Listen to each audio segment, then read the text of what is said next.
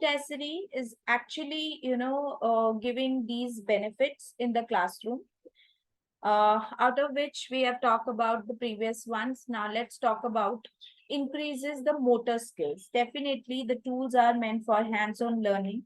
When we do hands-on learning, we increases the fine motor skills. That is again a benefit of Montessori classroom.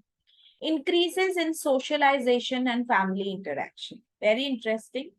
Socialization means again your multi-age grouping or peer learning factor is coming into play here, right?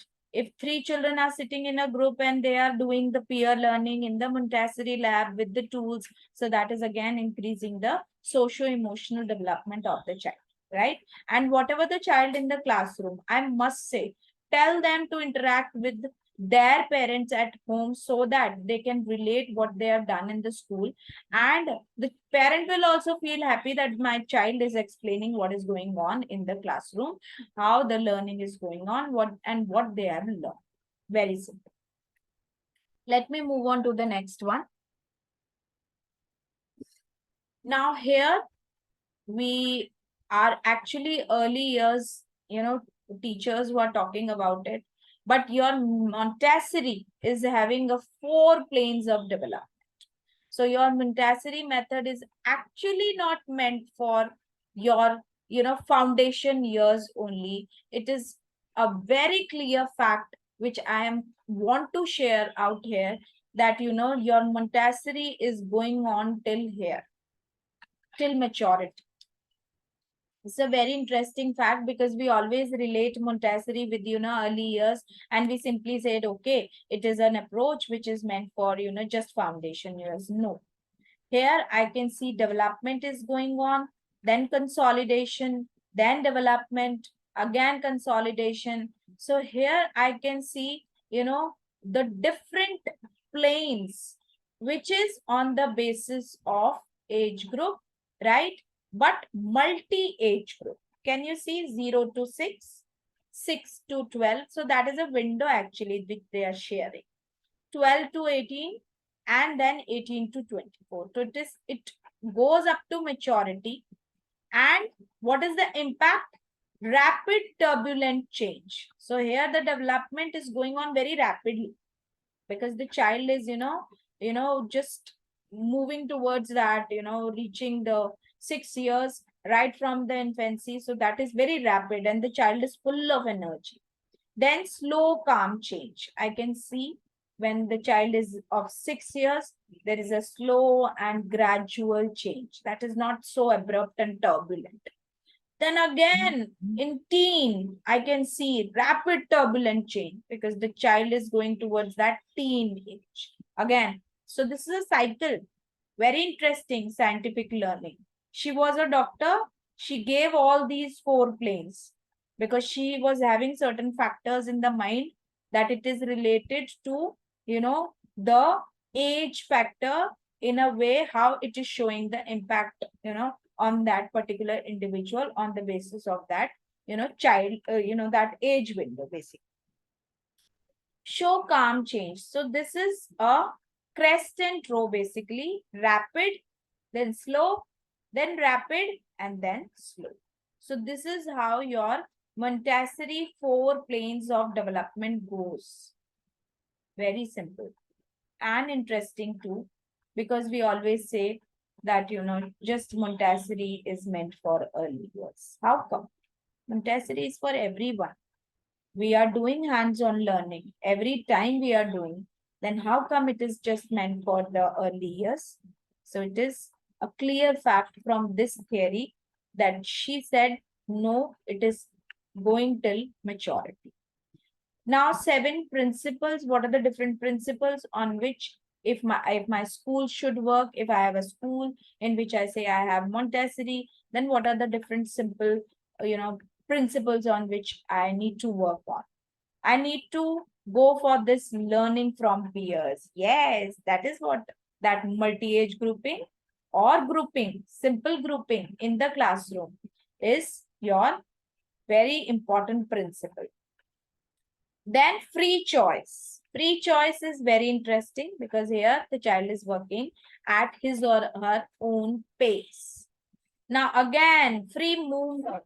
You are making the child to do the free movement in the classroom. Context. Context means is your topic and concept which you are doing in that particular classroom. Order. Order is something which is in black, and I really feel that we should understand what is order. Here I am not giving any order to anyone. It is not that order. Order means we need to understand the hierarchy of the tools. We need to understand the hierarchy of the stages. Here your order is something else, right? Here teacher guidance is there. Guidance is something else, which is actually to be done by the teacher. But here there is no order of, giving instruction. It is an order which is related to the, concepts and tools which are being used and how you are reaching that constructivist theory of, Montessori classroom. Very interesting. Now I can see a classroom where the teacher is, very much comfortable with the children, and the children are, and it is of early years and higher grades both. Both the pictures are taken from different, age groups, right? Learning systems. So Maria Montessori was having a thought in the mind that it was actually not meant only for early years, but you need to understand that you can implement as a teacher. You can do it, that you can use any approach in any age milestone according to your understanding and creativity. Now, gradually, we are moving toward the very interesting and crispy point of this webinar, that is Montessori versus Reggio. Now, my quickly, I am asking one question. Kindly collaborate in it. What do you mean by Reggio? Anyone? So that I'll brief you up. Otherwise, you won't be able to understand. So, what is Reggio? Anyone? Do you know what is Reggio? Before moving towards this, you can come to the chat box as well. If you are not aware of Reggio, then I just want to quickly tell you, Reggio is nothing but the learning which we do from the resources which are there in the environment. Very simple. I'm using leaves, I'm using sticks, I go to my garden, I pick up the things which have fallen, in the grass, or you can say, suppose the flowers also, anything, right, which you find in your garden when you are doing a nature walk or something like that. Gather them in a bowl and just bring it to your classroom, and then utilize those resources is simply rich. I hope it is clear to everyone.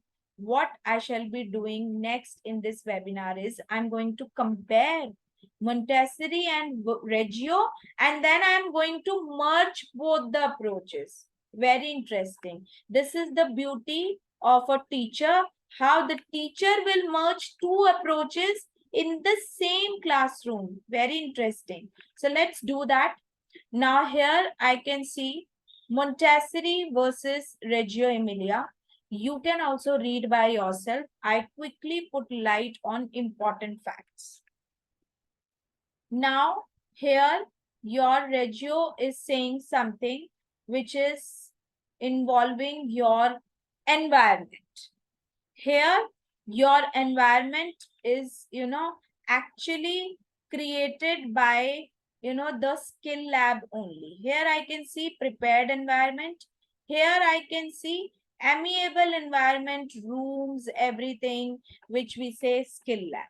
So that is the main difference, right? Meet the need of the child, meet the need of the family. If I say meet the need of the family, in that case, it is very economical approach. It was an approach which was first used in Italy only, right? But in Maria, it is like it meet the need of the child. Here it is meeting the need of the family. How come? Because it is economic. Materials are designed for particular concepts in your Maria Montessori. All materials in Reggio, readily available items from nature, leaves, sticks, right? So these are all available in your nature. You are just going outside your classroom, nature walk, pick up them, use. Very simple. Teacher is a link between the child and environment. Can you see?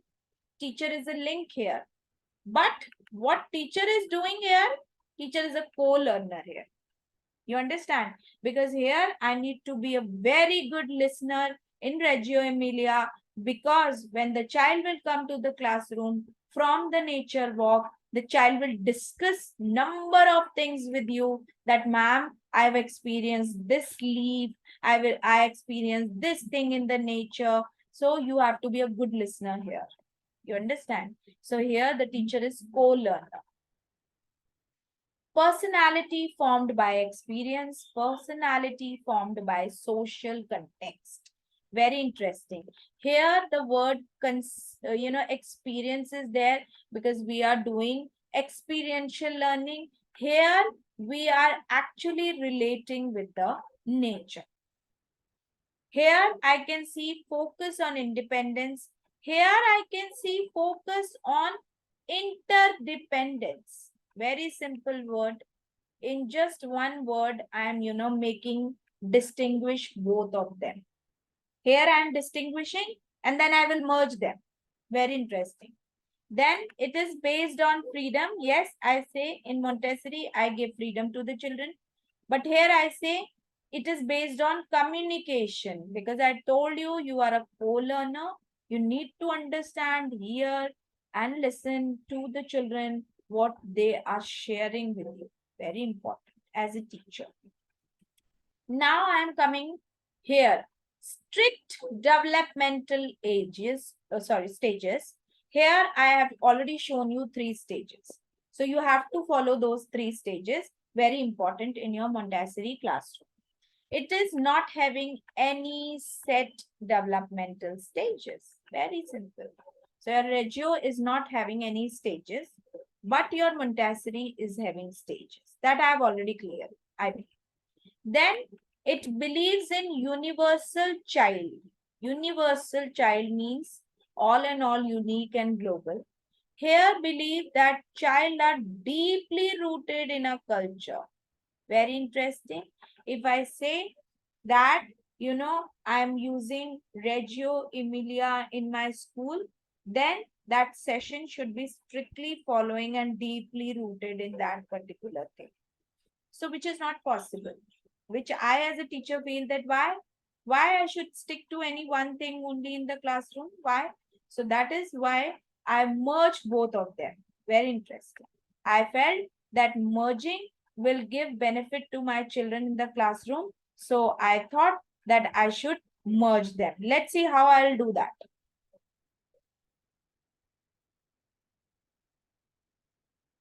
Yes, so here is the picture. Can you see, everyone? Here it is a picture where, I can see that, the children are using the Maria Montessori tools. They are using them. And what they are doing? They are making different things from them, but not actually using them like Maria Montessori. You understand? They are making whatever they want to make, but they are not using in a way where it is required to do in that way. They are just using that cardboard, and maybe they are making square, maybe they are making, anything they can make, but not as per Maria Montessori that you have to use this Lego for this thing. So here I am merging your Reggio with Montessori using Montessori tools, but my session is Reggio based. I hope it is clear that I'm using the Montessori tools, but I am making my session Reggio based. Again, very interesting. I'm merging the tools. Here it is your Montessori tool.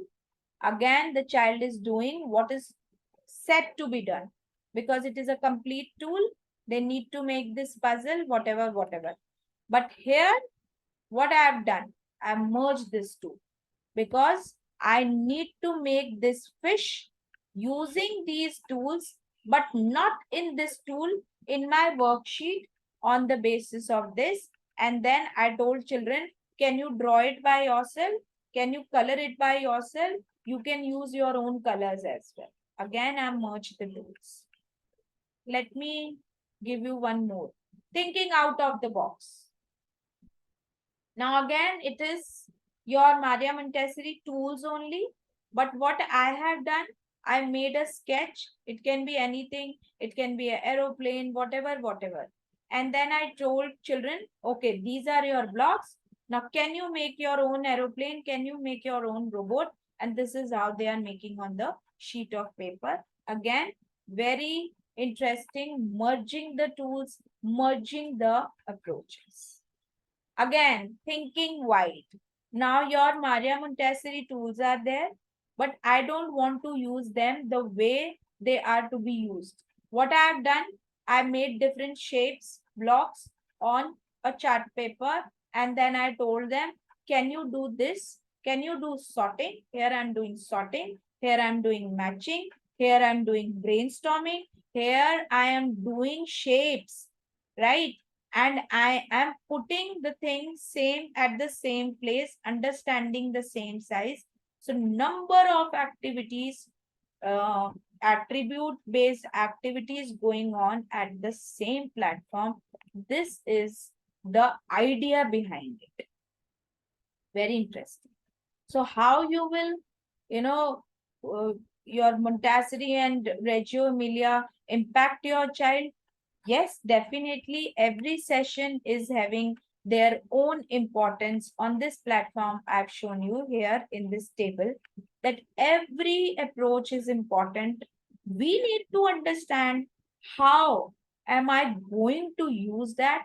How am I going to implement that?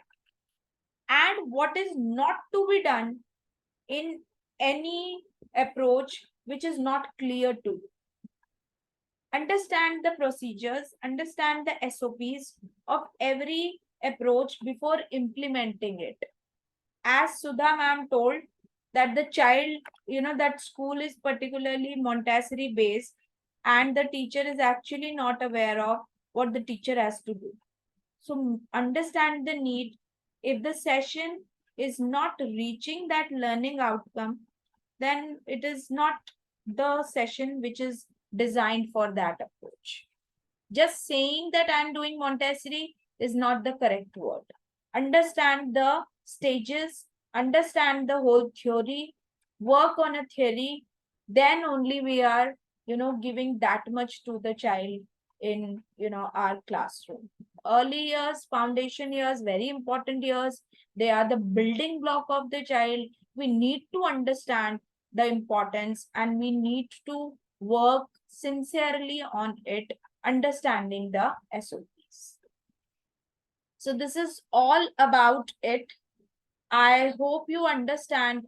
And in this 1 hour, it is, difficult to, deliver all the facts, but it was in very brief. I tried to make you understand that how you are going to merge the tools, what is actually Maria Montessori, and how you are doing that multi-age grouping, which is little contradictory. Now, 5 vital tips for giving the Montessori lessons. Quickly, I am giving you the tips.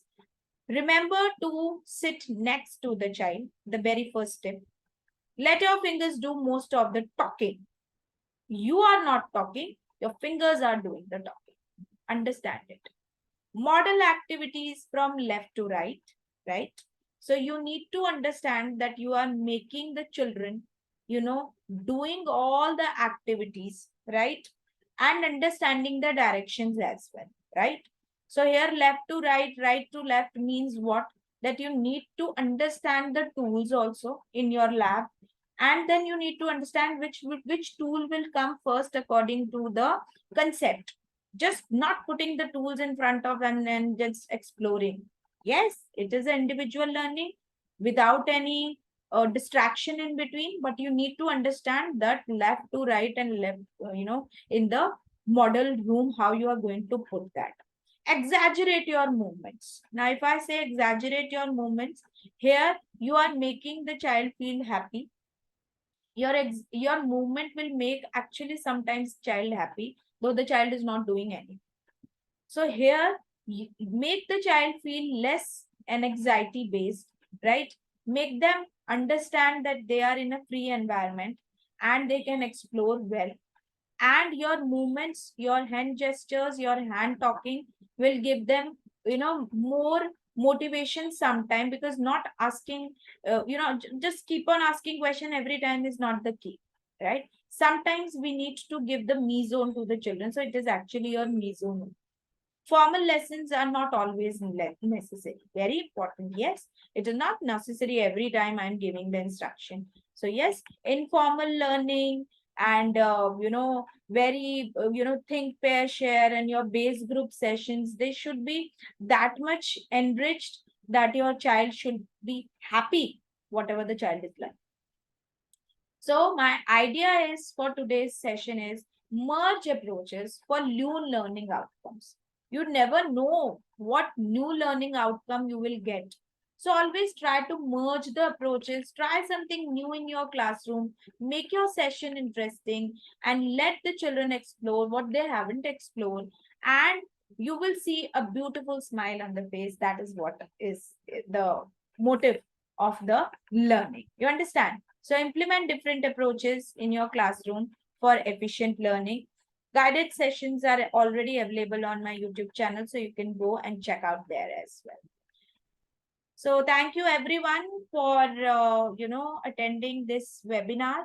And if you have any question, kindly ask. If you have any doubts, you can come up with your doubts. Anyone? Yes.